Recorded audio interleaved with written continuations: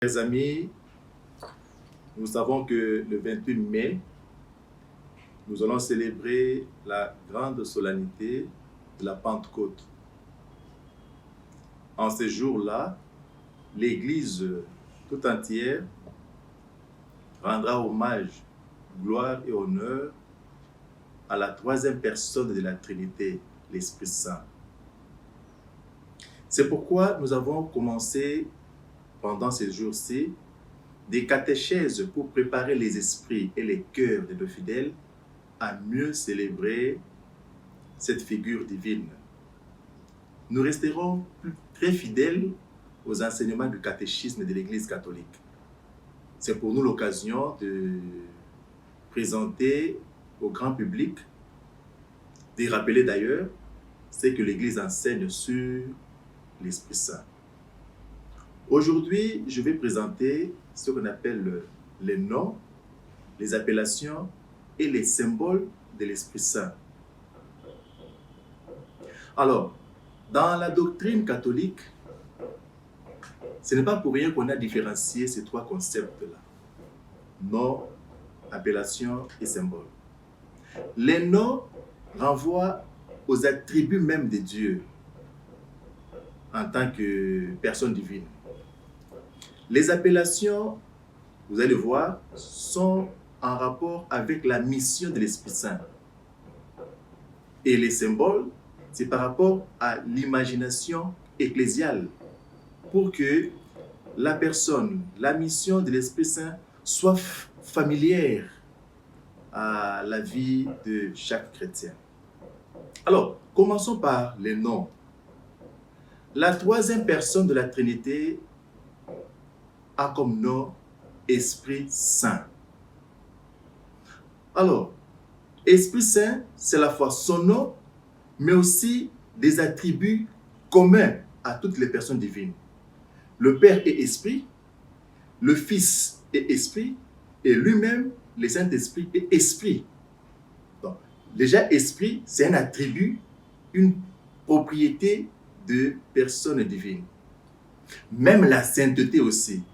C'est à la fois son nom, mais aussi l'attribut ou les propriétés des personnes divines. Le Père est saint, le Fils est saint, et lui-même aussi l'Esprit est saint.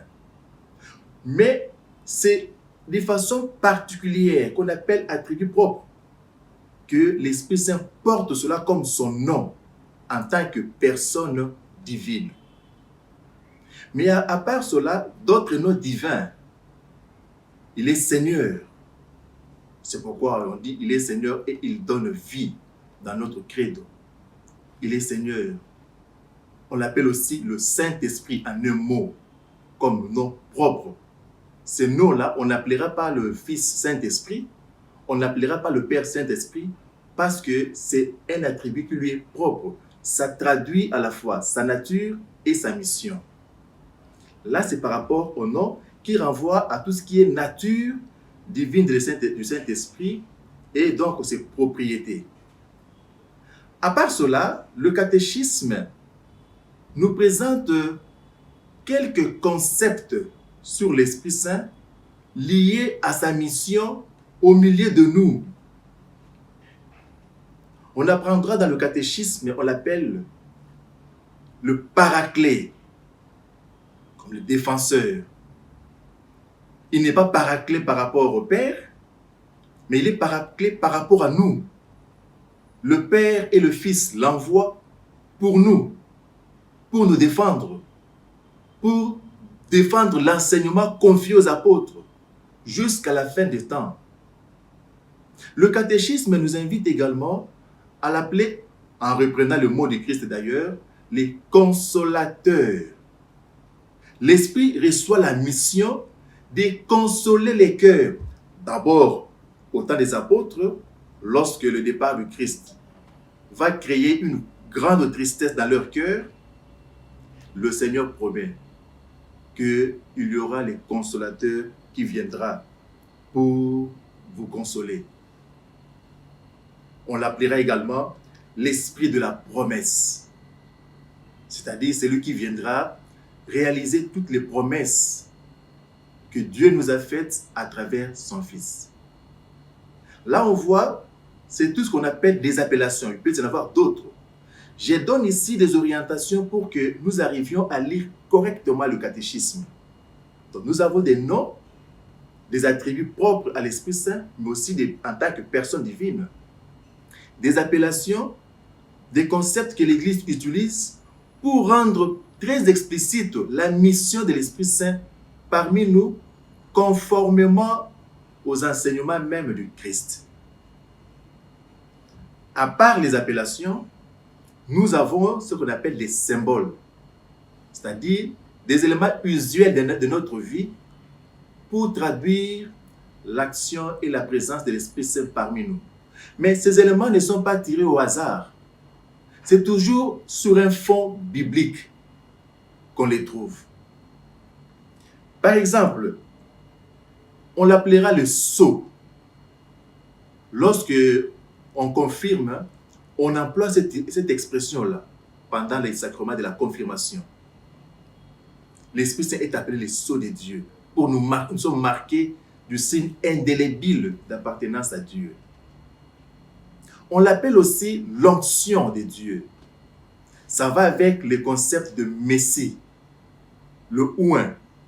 Le Seigneur dit, l'Esprit du Seigneur est sur moi parce que le Seigneur m'a oint, m'a fait l'onction, signe que m'a conféré l'Esprit pour la mission.